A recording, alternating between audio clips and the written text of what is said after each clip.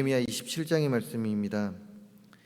예레미야 27장 12절에서 13절까지의 말씀인데요. 제가 가진 성경은 구약 1093쪽에 있습니다. 1093쪽 예레미야 27장 12절에서 13절까지의 말씀, 우리 두 절의 말씀 한 목소리로 합독하실 텐데요.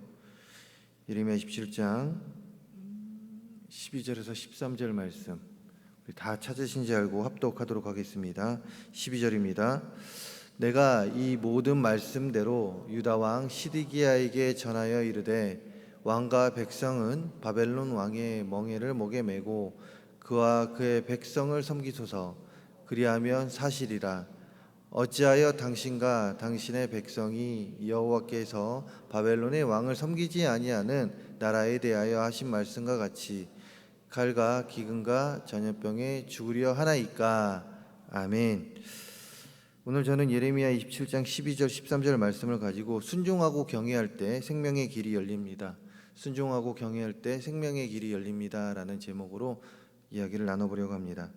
오늘 우리가 묵상하는 예레미야, 제가 이 시간 두 절의 말씀 12절 13절만 읽었지만 오늘 묵상해 나갈 27장 12절에서 22절의 말씀은 이제 예레미야 선지자가 유다 왕 시드기야와 제사장들에게 전한 메시지로, 그 내용은 이 나라가 지금 유다가 바벨론을 섬겨야 한다라는 메시지였습니다. 그렇다면 이 시드기야, 예레미야 선지자가 전하는 이 메시지를 전한 이 시드기야 왕, 이 왕이 누구냐 이것인데요. 시드기야 왕은 남유다의 마지막 왕입니다. 그리고 예레미야 37장 1절, 이제 나중에 보게 될 37장 1절에 보게 되면 시드기야를 다음과 같이 소개하는데요. 요시야의 아들 시드기야가 여호야김의 아들 고니야의 뒤를 이어 왕이 되었으니 바벨론 느부갓네살 왕이 그를 유다 땅의 왕으로 삼음이었더라. 아멘. 시드기야는 누구입니까? 바로 바벨론의 느부갓네살 왕이 그를 유다 땅의 왕으로 삼은 자입니다. 즉 시드기야는 자의가 아니라 타의로 왕이 되었는데, 그 타의는 누구의 힘으로요?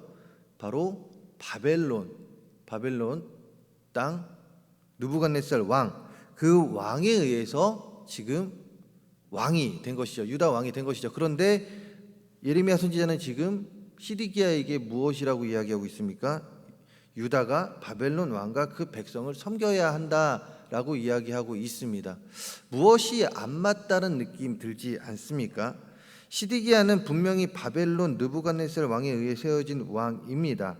그런데 그 왕에게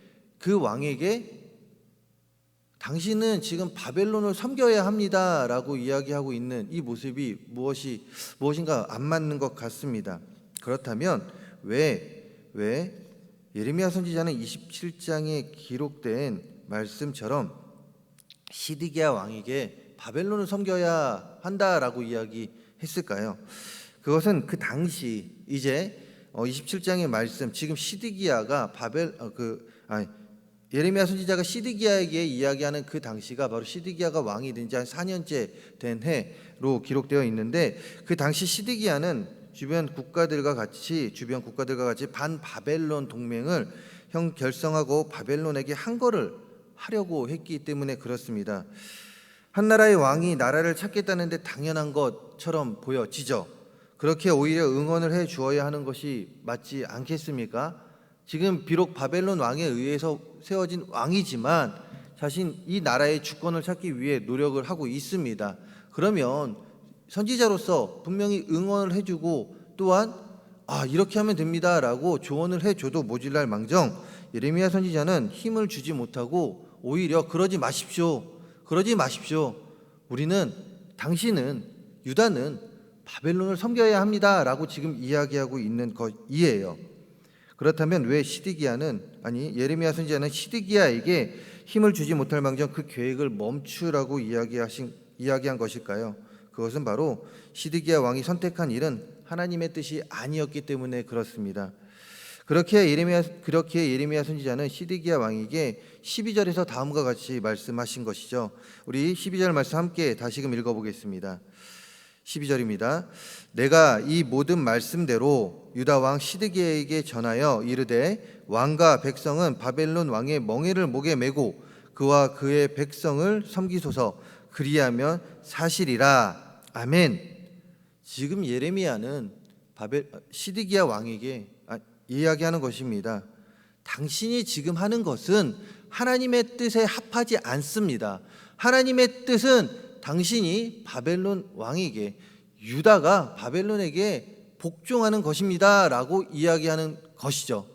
그렇다면 왜 이런 이야기를 하냐 이것입니다. 단순히 시드기야 왕이 바벨론 왕에게 지금 반역을 하고 있기 때문에 그랬을까요? 그렇지 않습니다. 여기는 더 중요한 이유가 있었으니 바로 12절 말씀 마지막에 기록되어 있죠. 12절 말씀 마지막에 무엇이라고 기록하고 있습니까? 그러면 사실이라. 그리하면 사실이라. 무엇을 하면 산다고 하고 있습니까? 무엇을 하면 산다고요? 바로 바벨론에게 복종을 하면 당신과 유다 백성들은 살게 됩니다 라고 이야기하고 있는 것입니다. 이것이 바로 바벨론에게 복종하는 것이 유다 백성들이 사는 길이었습니다. 바벨론의 속국으로 사는 것이 아무리 가혹하고 견디기 힘든 일이라고 여길지라도 바벨론에게 복종하는 것이 하나님의 뜻이고 이것이 바로 유다 백성이 사는 길이었다 이것이죠. 그런데 우리는 여기서 영적인 깨달음을 가져야 합니다. 그것은 무엇이냐? 예레미야가 시드기야 왕에게 바벨론에게 복종하라 한 것은 단순히 그 나라에 복종하라는 것이 아니라 이것은 그 복종을 넘어선, 즉 바벨론의 그 복종을 넘어선 바로 하나님께 복종하라는 그 말씀이었다라는 것을 우리는 깨달아야 한다라는 것이죠. 즉 시드기야와 유다가 복종하는 것, 바벨론에게 복종하는 것은 단순히 그 바벨론 땅, 그 바벨론 왕에게 복종하는 것이 아니라 그 너머에 하나님의 말씀에 복종을 하는 것이다 이것입니다. 그러니 시드기야와 유다가 복종하는 대상은 표면적으로는 바벨론이 되겠지만 사실 하나님의 말씀이 된다 이것이죠. 그렇게 12절의 말씀을 바꿔 설명하면 왕과 백성들이 복종하는 것은 바벨론이 아닙니다. 바벨론 왕이 아니라는 것이에요. 지금 시드기야 왕과 백성들이 복종하는 것은 바로 하나님의 말씀이요 하나님이 된다 이것입니다. 즉 하나님의 말씀에 당신들이 복종하면 당신들은 살게 됩니다 라는 12절의 말씀이 된다 이것이죠. 생명의 길은 다른 곳에 있지 않습니다. 말씀 순종에 있습니다. 다시 말해서 말씀에 순종할 때 그 생명의 길이 열린다라는 것이죠. 이것은 단순히 오늘 말씀에서만 주는 교훈이 아닙니다. 성경의 다양한 말씀에서도 말씀 순종이 생명의 기름을 가르쳐주고 있는데 단적인 예로 노아의 이야기를 볼 수가 있죠. 하나님께서는 노아가 살았던 당시 사람들의 불순종으로 인하여 어떻게 합니까? 지금 유다 백성들과 마찬가지입니다. 유다 백성들이 불순종했기 때문에 그들을 심판하셨듯이 당시에도 당시 사람들의 불순종으로 인하여 심판을 내리지 않습니까? 그러나 그때 당시 한 명 노아에게만 하나님께서 명령을 하십니다. 무엇을 명령하십니까? 방주를 만들라. 자, 근데 그 방주를 만들 때 사람들이 어떻게 했습니까? 주변 사람들이 어떻게 했습니까? 손가락질했습니다. 저것은 바보 같은 짓이다. 무엇을 하는 것이냐라고 이야기했습니다. 그러나 누구만 살게 됩니까? 그 손가락질한 사람이 살게 됩니까? 그렇지 않습니다. 노아와 그의 가족들, 순종한 자들만 살게 되죠. 하나님은 순종한 자를 살리셨습니다. 하나님의 말씀에 순종한 자들을 살리셨다 이것입니다. 그 당시 사람들에게 하나님께서 경고하지 않았을까요? 유다 백성들에게도 경고하지 않았을까요? 동일하게 경고를 했습니다. 그러나 말씀에 순종한 자를 살리셨다 이것이죠. 오늘 말씀에서 또 분명히 이야기하고 계신 것입니다. 하나님의 말씀에 순종하는 자를 살려준다. 하나님의 말씀에 순종할 때 너희는 살게 된다. 그것을 오늘 말씀을 통하여 우리에게 가르쳐주고 있다는 것입니다. 그렇습니다. 우리 그리스도인들에게 있어서 세상의 지혜와 힘, 우리가 살아가는 세상에서 필요하기에 가져야 하는 것은 맞습니다. 그러나 그것이 우상이 되어서는 안 됩니다. 그것이 우선이 되어서는 안 됩니다. 그것이 생명의 길이 될 수 없습니다. 그런데 어떠합니까? 많은 그리스도인들이 때에 따라 하나님의 말씀이 우리의 생명의 길로 인도해 주는 것을 알고 있음에도 그 길을 따라가기보다는 세상의 지혜를 더 찾을 때도 있고 자신의 의를 앞세울 때가 더욱더 빈번하다라는 것이죠. 그러면서 이야기합니다. 이것이 생명의 길이라고 말입니다. 혹시 우리들의 모습은 아닌지요? 기억하시기 바랍니다. 하나님의 말씀에 순종할 때 우리는 진정으로 살아갈 수 있습니다. 우리 그리스도인들은 세상의 지혜, 그것은 이 세상을 살아갈 때 필요한 것이지 그것이 생명의 길이 되지 않습니다. 오직 하나님의 말씀, 이 참된 진리의 말씀이 우리를 생명의 길로 인도하며 그 길을 걸어갈 때 우리에게는 참된 기쁨과 행복이 있음을 기억하시기 바랍니다. 이 생명의 길로 걸어가는 우리 모두가 되기를 간절히 소망합니다. 말씀에 순종하며 그 말씀 따라가면서 이 순종의 길, 생명의 길에서 참된 자유를 누리며 살아가는 우리 모두가 되기를 간절히 소망합니다. 더하여 13절에서도 생명의 길을 걷는 방법을 가르쳐주고 계시는데요. 13절의 말씀 우리 한 번 더 읽어보도록 하겠습니다. 13절입니다. 어찌하여 당신과 당신의 백성이 여호와께서 바벨론의 왕을 섬기지 아니하는 나라에 대하여 하신 말씀과 같이 칼과 기근과 전염병에 죽으려 하나이까. 아멘. 12절에서 하나님 이제 예레미야 선지자는 시드기야 왕에게 순종하면 이제 받을 복에 대해서 순종하면 무엇을 얻게 된다라고 이야기합니까? 살게 된다라고 이야기하고 있습니다. 그러나 13절에서는 반대의 이야기를 합니다. 무엇이냐? 순종치 않으면 지금 당신과 유다 백성들이 얻게 될 것에 대해서 이야기하고 있다라는 것이죠. 그것은 무엇입니까? 바로 심판입니다. 13절에 기록하고 있듯이 칼과 기근과 전염병이 죽으리라 라고 이야기하고 있습니다. 앞에 12절에서는 살겠습니다.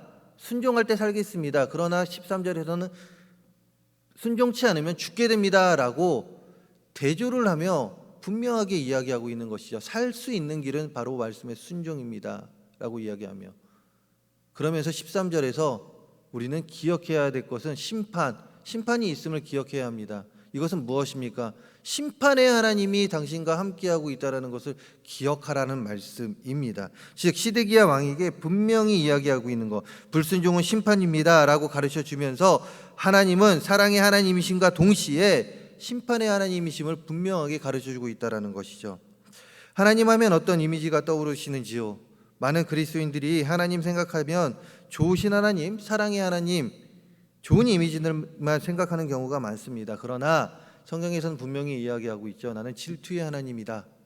또한 나는 심판의 하나님, 심판을 내리시는 하나님, 화도 내시는 하나님이심을 분명하게 기록하고 있습니다. 우리가 생명의 길을 걸어가기 위해서는 하나님의 말씀에 대한 순종도 있어야 하지만 동시에 우리가 분명히 기억해야 될 것은 좋으신 하나님, 그 이면에는 심판의 하나님이 계심을 우리는 분명히 기억해야 합니다. 그렇다면 왜 그럴까요? 심판의 하나님에 대한 그 생각이 없으면 하나님을 무서워할까요? 좋으신 하나님만 생각하면 좋으신 하나님 내가 잘못해도 용서해 주시고, 좋으신 하나님 내가 어떠한 잘못을 해도 용서해 주시겠지. 그러다 보면 사람들이 어떻게 됩니까? 더 해이해집니다. 그러나 심판의 하나님, 그 심판의 하나님이 계시고 그 심판의 하나님을 두려워할 때 우리의 삶은 어떻게 되겠습니까? 하나하나의 삶이, 우리의 행동이 조금은 조심해지지 않겠습니까? 그렇습니다.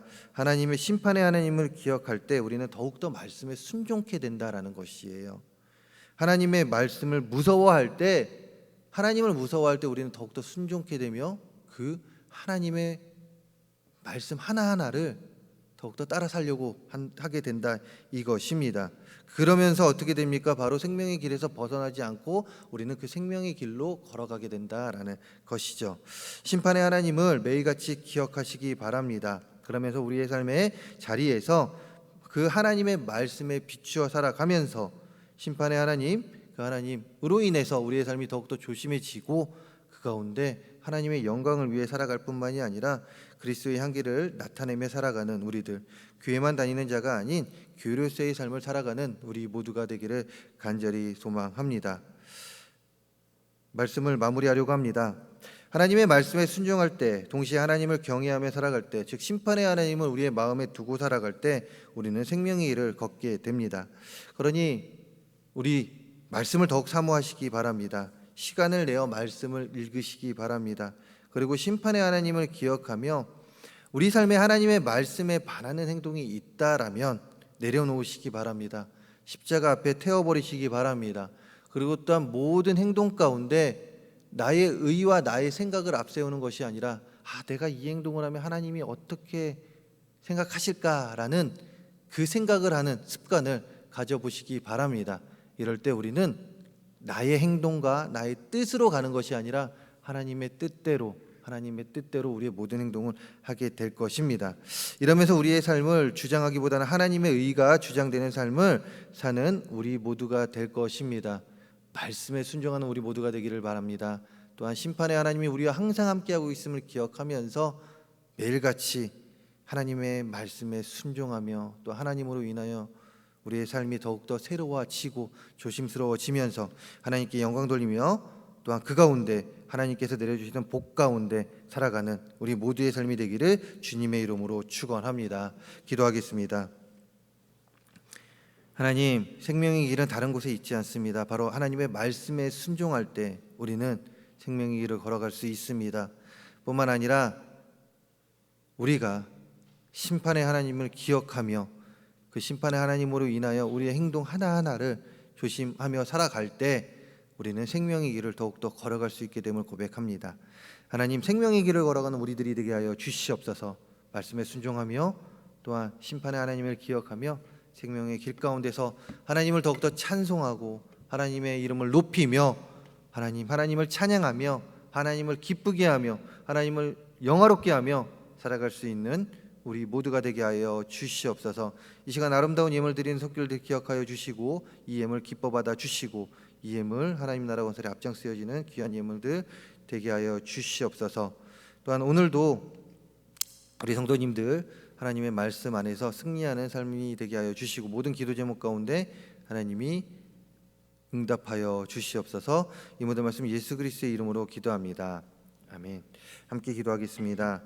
함께 기도할 때 말씀 기억하시면서 기도하시고요. 그리고 또한 교회와 담임 목사님, 원로 목사님을 위해 기도해 주시기 바랍니다. 뿐만 아니라 토요일 날 이제 새가족과 초신자들을 위한 성경 공부가 있습니다. 하나님 그 시간 주관하여 주셔서 그 시간을 통하여 우리 더욱더 많은 이들이 깨달을 수 있는 말씀을 깨닫는 귀한 시간들 되게 해달라고 기도해 주시고 다음 주 월요일부터 이제 국내 선교가 본격적으로 진행이 됩니다. 1차로 진행된 그 국내 선교 그리고 또한 이제 월요일부터 다시금 이제 국내 선교가 진행되는데 마치는 그 시간까지 아무 사고 없이 잘 마치고 돌아올 수 있도록 그 땅의 복음 잘 전하고 올 수 있게 홍성 땅에 복음 잘 전하고 돌아올 수 있게 기도해 주시기 바라고요. 환우들과 또한 우리 가지고 나오신 기도 제목 가운데 기도하시다 자유롭게 돌아가는 시간 갖도록 하겠습니다. 주여 열창하신 데 기도하십니다.